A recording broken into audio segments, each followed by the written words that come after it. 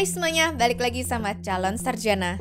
Kebanyakan orang harusnya tahu atau mungkin seenggaknya pernah dengar apa itu The Ellen Show lah ya.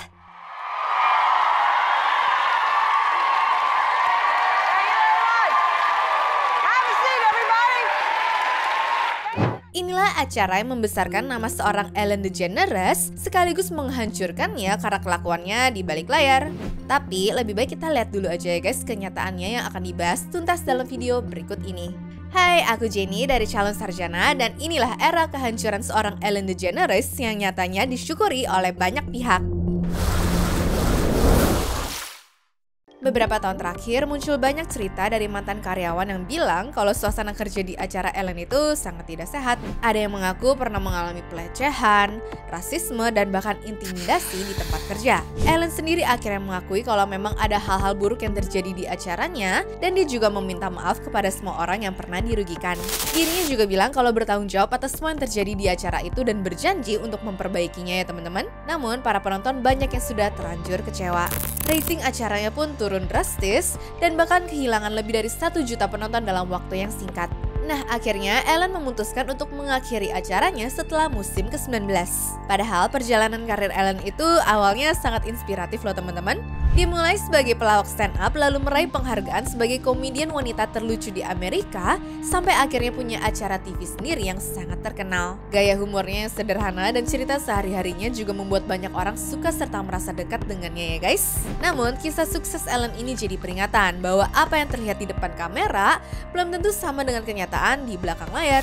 Ya, sebenarnya dulu Ellen juga punya acara TV yang sangat populer dan juga menang banyak penghargaan. Tapi pada tahun 1998 acara itu tiba-tiba dihentikan. Salah satu penyebabnya tahu nggak apa? Karena ada episode di mana Ellen secara terbuka bilang kalau dirinya ini adalah seorang gay. Say the truth. I mean, be who I am. I'm 35 years old. I'm so afraid to tell people. I mean,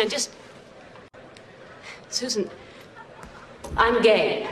Waktu itu, Ellen jadi tokoh utama pertama di TV Amerika yang berani jujur soal orientasi seksualnya ya. Setelahnya, karir Ellen pun sempat menurun. Dia susah dapat kerja dan bahkan nih gak ada yang mau nelpon dia guys. Tapi Ellen tidak menyerah. Di awal tahun 2000-an, dia dapat kesempatan untuk jadi pengisi suara Dory di film animasi Finding Nemo. What, ocean isn't big enough for you or something like that? Huh? You got a problem? Hi, I'm Dory. Hi, Dory. And, and if you leave, I remember things better with you. Nah, peran inilah yang bikin nama Ellen menjadi naik lagi. Banyak orang jadi ingat kembali ya kalau Ellen itu lucu dan juga sangat berbakat. Dan singkat cerita di tahun 2003, Ellen memulai acara talk show barunya yaitu The Ellen DeGeneres Show. Di acara ini dia selalu ramah, lucu, ceria, dan selalu ngingetin kita untuk bersikap baik lewat slogan Be Kind andalannya tersebut. To be kind, be kind, kindness, saying be kind, kindness. Dia juga suka berbagi kebaikan loh guys. Bahkan pernah nih ya dia ngasih kejutan sekitar 16 miliar rupiah untuk dibagi rata ke semua penonton satu studio yang datang saat itu. If you have a box of Cheerios under your seat, I'm going to give you a special surprise gift. So check and see if you have a box of Cheerios under your seat.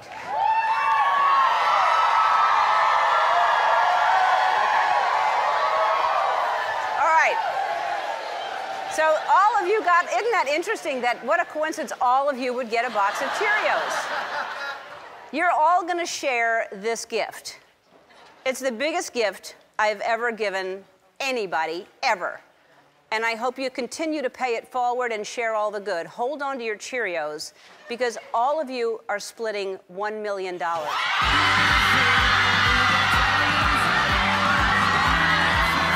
Usahanya pun membuat dia meraih hingga sekitar 80 penghargaan, di mana salah satunya sebagai komedian terbaik serta pembawa acara terfavorit ya. Cuma namanya karir pasti ada deh ya masalah di tengah perjalanannya, dan hal itu terjadi pada tahun 2007 yang lalu. Waktu itu kalau teman-teman tahu nih, ada aksi mogok kerja penulis acara TV di Amerika yang terjadi ya teman-teman. Nah saat itu Ellen memilih tetap kerja dan lanjut syuting, padahal penulis-penulisnya tuh lagi mogok. Ada yang bilang Ellen melakukan itu supaya kru lain tuh tetap punya pekerjaan, tapi ada juga yang menilai kalau Ellen cuma mau acaranya tetap populer dan juga ratingnya tidak menurun. Di saat yang sama mulai ada cerita dari mantan penulis yang bilang kalau sikap Ellen di belakang kamera tuh berbeda banget ya sama yang ada di TV. Katanya Ellen ini bisa marah kalau ngerasa lelucon yang ditulis tuh tidak lucu dan suasana kerja langsung berubah menjadi tidak nyaman. Iya guys, jadi tiap sutradaranya teriak cut, mukanya tuh langsung bete sebete-betenya dan melotot ke arah penulisnya. Terus dianya juga protes kenapa mereka menulis lawakan yang gak lucu seperti ini. Ya pas ini sih isunya masih kayak angin lalu aja ya. Tapi orang-orang yang skeptis dan emang gak demen otomatis bakal memperhatikan hal kecil seperti ini. Puncaknya terjadi di tahun 2020 di mana muncul laporan dari BuzzFeed yang mengungkap banyak keluhan dari mantan karyawan tentang suasana kerja yang tidak sehat di acara Ellen ini. Pertama adalah komentar dari mantan karyawan lainnya yang mengklaim kalau slogan Be Kind andalannya ini cuma untuk pertunjukan doang. Aslinya mah dia bikin lingkungan kerjanya tuh toksik dan rasis, serta bahkan gak sebaik yang dipikiran orang-orangnya guys. Ya walaupun Ellen mungkin gak langsung jadi penyebab utama suasana kerja yang gak sehat di acaranya, banyak orang tetap menuntut dia bertanggung jawab. Sebenarnya nih, sejak awal acara ini dimulai pada tahun 2003, sudah ada aturan tidak tertulis dari manajemen yang menyebutkan kalau karyawan itu dilarang bicara langsung ke Ellen atau masuk ke ruangannya. We were told from the very beginning, don't talk to Ellen, don't do this, you can't go into her office. It was very nerve-wracking, very stressful. We all walked on eggshells all the time. We were in our production meetings and she would watch Ed go off on people. Ellen would look at Ed and she would laugh because I was hoping she was going to say, Ed, you can't be yelling at crew this way. You can't be yelling at people this way. She laughed and she said, every production needs their dog. Meaning Ed is her dog. Tentu kabar itu dianggap serius oleh Warner Media dengan interview 11 mantan karyawannya. Banyak staf bilang kalau suasana kerja di sana tuh tegang dan juga bikin stres ya. Apalagi mengejutkannya nih, mereka seringkali dipecat setelah izin sakit ataupun berduka. Akhirnya, penelusuran ini memiliki kambing hitam yaitu 3 eksekutif atau petinggi berposisi manajer yang harus bertanggung jawab dan juga berujung dikeluarkan. Berdekatan dengan itu, Ellen juga mulai sering live yang seakan-akan pengen cuci tangan dan secara nggak langsung menyalahkan eksekutifnya itu ya guys. I'm just so sorry that it's come to this. I really don't know what to say other than this has gone on way too long. People have gotten away with murder and that's what's happening. So we've got to see fairness and we've got to see justice for all because right now this is not a fair world, not at all. Begitu juga pas diwawancara dan menyinggung masalah ini. If it was why I was quitting, I would have not come back this year. I really did think about not coming back because it did, it was devastating. I am a kind person. I am a person who likes to make people. Ya oke lah, penonton yang kelihatan ngambil jatah 2 kali ini dan dipermaluin di dalam acara, mungkin suruhan eksekutifnya biar rating naik karena ada drama kan? Tapi di interview-interview lain yang pernah dilakuin, ada juga loh kondisi dia mojokin bintang tamunya guys. Okay, cheers. Cheers. It's too early for me. I only drink it after 3 p.m. Yeah.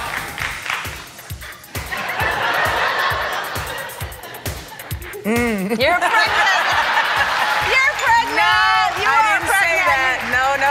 Seorang Mariah Carey aja yang lagi jaga privasinya dengan menyembunyikan kehamilan, coba dikorek-korek dong dengan nyuruh-nyuruh minum champagne. Padahal sebelumnya Maria pernah keguguran dan sedihnya setelah tampil di acara itu, dia tuh lagi-lagi mengalami hal yang serupa. Sayangnya setelah semua masalah ini muncul, banyak orang jadi nggak percaya lagi ya sama si Ellen. Di musim ke-18 jumlah penonton acara Ellen tuh turun drastis, bahkan sampai jutaan orang berhenti menonton. Dari sisi bisnis ini jelas udah tidak menguntungkan karena penontonnya turun sampai 43%, apalagi harus bersaing sama acara lain yang juga populer. Akhirnya keputusan besar diambil. Musim ke-19 jadi musim terakhir Ellen membawakan acara talk show yang dulu sangat sukses itu ya guys. Today, I am announcing that next season, season 19, is going to be my last season. So, the past 18 years, you have to know, has changed my life. You all have changed my life. And I am forever grateful to all of you for watching, for laughing, for dancing, sometimes crying. This show has been the greatest experience of my life. Banyak orang yang menilai sikap Ellen yang terkesan cuek sama masalah-masalah di timnya bikin orang makin yakin kalau dia juga punya andil dalam suasana kerja yang gak sehat itu. Bahkan waktu acara benar-benar berakhir di Mei 2022, Ellen masih bilang kalau acara ini berhenti bukan karena skandal, tapi karena dia tuh pengen tantangan baru. Namun banyak yang gak percaya sama alasan itu. Masalah lain juga muncul di tahun yang sama pas pandemi COVID-19 kemarin ya guys.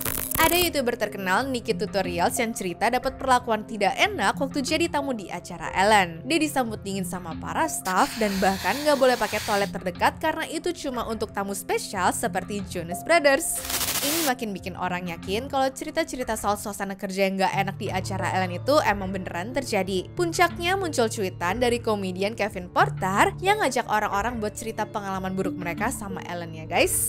Dia menggambarkan Ellen sebagai salah satu orang paling jahat yang masih hidup dan nyuruh orang-orang repost apa aja berita tersebut. Hasilnya ada karyawan catering yang merespon pengalaman buruknya kalau dia dilaporin ke atasannya bahwa cat kukunya tuh ngelotok dong. Bahkan gak yang jatuh ke makanan ataupun di piringnya ya, cuma nempel di tangannya doang. Tapi hadiahnya tahu nggak apa? Skors 2 minggu dan bahkan hampir dipecat dong. Begitu juga pas salah satu penontonnya ikut membuka suara di mana dia diarahin supaya nggak lebih lucu dari sang bintang. I tell you, you can't be smarter, funnier than Ellen. She's the comedian and the star, not you. How does the Ellen we see on TV compare to the Ellen you saw when the camera stopped rolling? Totally different.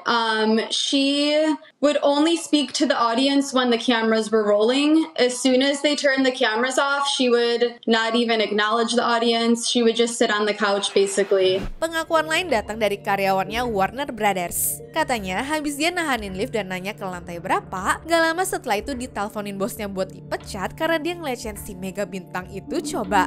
Bahkan orang lainnya lagi yang cuma nyapa doang nih malah direndahin sampai nanya dengan konotasi begini, lu pikir lu siapa?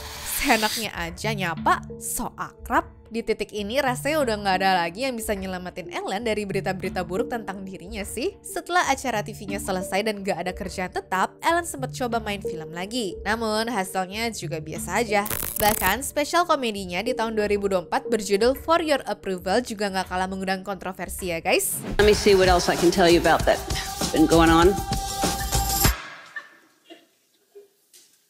Oh yeah, I got kicked out of show business. Dia kabarnya nyinggung soal kebahagiaan orang lain di acara hiburannya yang katanya cuma soal uang yang dia syukuri sebagai rejeki dari Tuhan. Anehnya lagi, Ellen suka pakai pujian dari orang lain buat jadi bahan bercandaan yang malah terkesan nyindir dan juga gak sopan. And they said, Ellen, I don't know how you get on stage in front of people. I could never do that. And I said, well, I don't know how you dry clean clothes. Gak heran penonton pun banyak yang kecewa ya. Banyak yang bilang Ellen sekarang terlalu sarkas, gak peduli sama pengalaman buruk orang-orang yang pernah kerja bareng dia, dan terkesan gak mau mengakui kesalahannya juga. Acara besar yang dulu bikin dia terkenal sekarang pun cuma jadi kenangan. Memang di dunia hiburan kadang kita tuh sering liat komedian yang suka sarkas atau bercanda dengan cara nyentil orang lain sih. Tapi lama-lama orang tuh jadi mikir jangan-jangan acara Ellen selama ini tuh cuma acting dan gak benar-benar tulus kali ya. Masalah Ellen pun juga belum selesai di situ doang loh teman-teman. Baru-baru ini Twitter sempat heboh lagi gara-gara cuitan lama Ellen yang muncul ke permukaan. Banyak yang mengaitkan ini sama kabar Ellen pindah ke Inggris seolah-olah dia tuh mau kabur dari masalahnya ya. Padahal katanya sih alasan dia pindah itu ya karena Trump terpilih lagi jadi presiden. Tapi kok pas banget ya momennya? Yang pasti sekarang Ellen lagi berusaha banget untuk balikin nama baiknya. Kalau dilihat dari sisi psikologi nih, ini wajar aja sih. Soalnya manusia itu emang suka jadi pusat perhatian, apalagi kalau sebelumnya sudah terkenal ya. Walaupun sekarang Ellen masih sering jadi bahan omongan, citra buruknya kayaknya susah banget ya untuk balik seperti dulu. Apalagi menurut ahli brand bernama Eric Schaffer, kasus Ellen ini termasuk besar dan bisa jadi diingat sebagai salah satu penipuan terbesar di dunia selebriti modern. Jadi apa sih pelajaran yang bisa kita ambil dari kasus Ellen ini guys? Intinya, gimana pun kalian membangun citra baik di depan umum, orang-orang tetap bakal lihat kok gimana sikap teman-teman di kehidupan nyata. Kayak Ellen ya contohnya, ternyata sikap di depan kamera dan di belakang tuh beda banget. Begitu orang tahu kenyataannya, kepercayaan publik bisa langsung hilang dalam sekejap. Makanya nggak perlu repot-repot pura-pura baik di depan orang, tapi di belakangnya berbeda ya. Lebih baik jadi diri sendiri dan jaga perilaku, apalagi di lingkungan kerja. Kalau suasana kerja nggak sehat, bukan cuma bikin orang nggak suka, tapi juga bisa bikin tim jadi berantakan kan? Yang paling gawat sih kalau udah kena spill di Twitter deh. Sekelas Ellen pun nggak lepas kan guys? Perusahaan, brand, dan orang-orang di industri pasti bakal mikir 2 kali deh ya untuk kerjasama dengan orang yang punya banyak masalah. Minta maaf juga penting, tapi ingat harus dari hati ya. Kalau cuma sekedar formalitas, orang juga bakal tahu kok. Dan kalau nggak ada perubahan nyata, ya orang nggak bakal percaya lagi deh. Jadi kalau kata aku mah, kalian baik-baik deh ya kalau emang beneran masih kayak begitu. Karena membangun personal brand bukan untuk keren-kerenan doang, tapi juga gimana kita jujur sama diri sendiri. Sehingga perbuatan kalian dengan apa yang dilihat orang nggak ada bedanya sama sekali dan juga tidak dianggap palsu ya guys. Lebih baik jujur dan jadi diri sendiri kan? Mau itu soal kelebihan ataupun kekurangan kita, nggak masalah sih selama kita apa adanya. Nah, kalau menurut kalian gimana nih? Gimana cara kalian menghadapi masalah seperti ini, guys? Coba ya tulis pendapat kalian di kolom komentar. So, segitu dulu ya untuk video hari ini. Sampai jumpa guys di video-video selanjutnya. Bye! Anyways, cukup sampai di sini ya guys video hari ini. Sampai jumpa di video selanjutnya. Dah.